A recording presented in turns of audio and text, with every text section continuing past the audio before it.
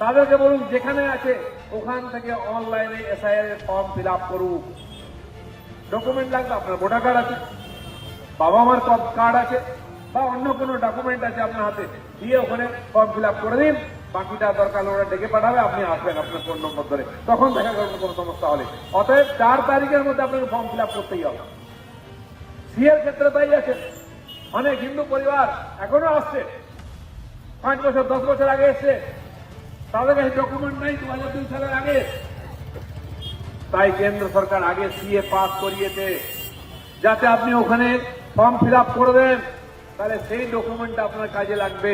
কারণ বাংলাদেশ পাকিস্তান থেকে আগত প্রত্যেকটি হিন্দু পরিবার বা ওখানকার সংখ্যালঘু তারা এই দেশের নাগরিক হবে, এই অধিকার আমাদের সরকার দিয়েছে। 19 সালে এই বিল পাস হয়েছে পার্লামেন্টে।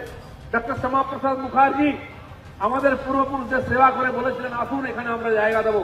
নমস্কার, কলকাতা টিভি ডিজিটালে আপনাদের স্বাগত।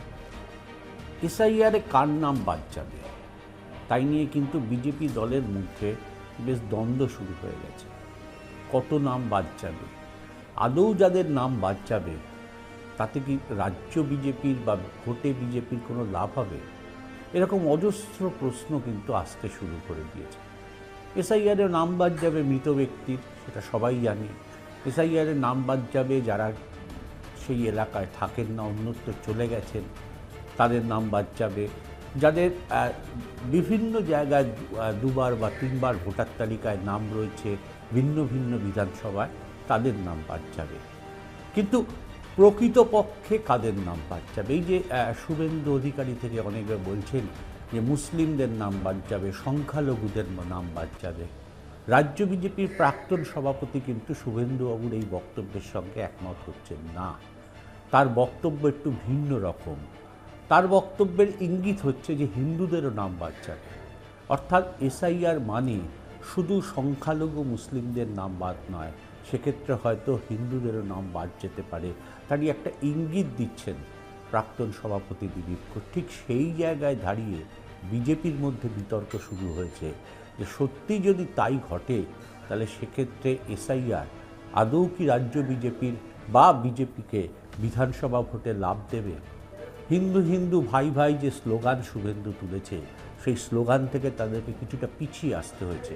কারণ বিজেপির কেন্দ্রীয় নেতৃত্ব বুঝতে পারছে, বিশেষ করে নতুন সভাপতি শ্রমিক ভট্টাচার্য বুঝতে পারছেন যে শুধু হিন্দুর ভোটে ক্ষমতা দখল করা যাবে না।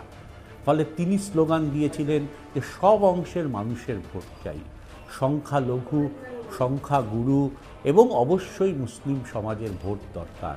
তাদের কাছেও বিজেপিকে যেতে হবে, যা কার্যত শুভেন্দু রাজ্যের বিরোধী দলনেতার কথার থেকে সম্পূর্ণ ভিন্ন রূপ। গতকাল সেই চিত্রই দেখা গেল। সুনীল বানসাল পরিষ্কারভাবে জানিয়ে দিলেন যে সবার ভোটের জন্য আমাদের পরিশ্রম করতে হবে, অর্থাৎ শুধু হিন্দু নয়, হিন্দু ছাড়া যে সংখ্যালঘু মানুষগুলো আছেন, মুসলিম সহ অন্যরা, তাদের কাছেও আমাদের যেতে হবে, তাদের ভোটও আমাদের পেতে হবে। তাদের ভোট না পেলে বৃত্ত কমতি পরিপূর্ণ হবে না।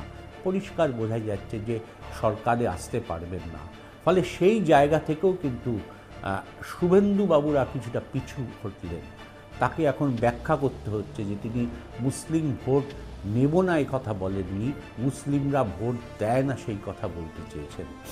এই রকমই বিতর্ক, নির্বাচন যত সামনে এগিয়ে আসছে তত এইরকম বিতর্ক বাড়ছে।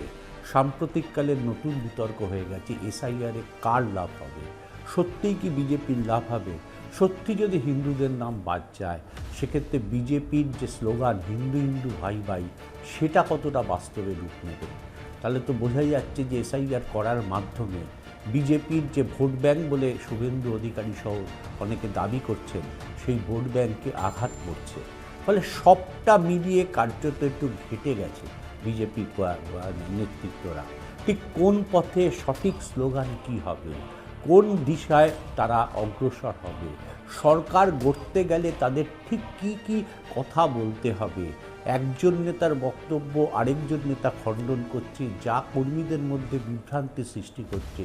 সেই পথ পরিহার করে সঠিক পথটা কোনটা, সেইটাও কিন্তু বিজেপির কেন্দ্রীয় নেতৃত্ব এবং অবশ্যই রাজ্য নেতৃত্ব এখনও নির্ধারিত করতে পারেনি বলেই এক নেতা এক বক্তব্য দিচ্ছেন, কেউ হিন্দুত্বের কথা বলছেন, কেউ সব অংশের ভোটের কথা বলছেন, কেউ বলছেন এসআইআরে ক্ষতি হবে, হিন্দুদেরও ক্ষতি হবে, তাদের নামও বাদ যাবে। ফলে সবটা মিলিয়ে একটা ঘেটে ঘ হয়ে রয়েছে রাজ্য বিজেপির নেতৃত্ব। দেখা যাক আগামী দিনে কোন পথে বিজেপি এগোয়। সত্যিই যদি এসআইআরে হিন্দুত্বের নাম বাদ যায় যারা হিন্দু, সেক্ষেত্রে কিন্তু বিজেপি বড় চ্যালেঞ্জের মুখে পড়বে, বড় প্রশ্নের মুখে পড়বে, এ বিষয়ে কোনো সন্দেহ নেই।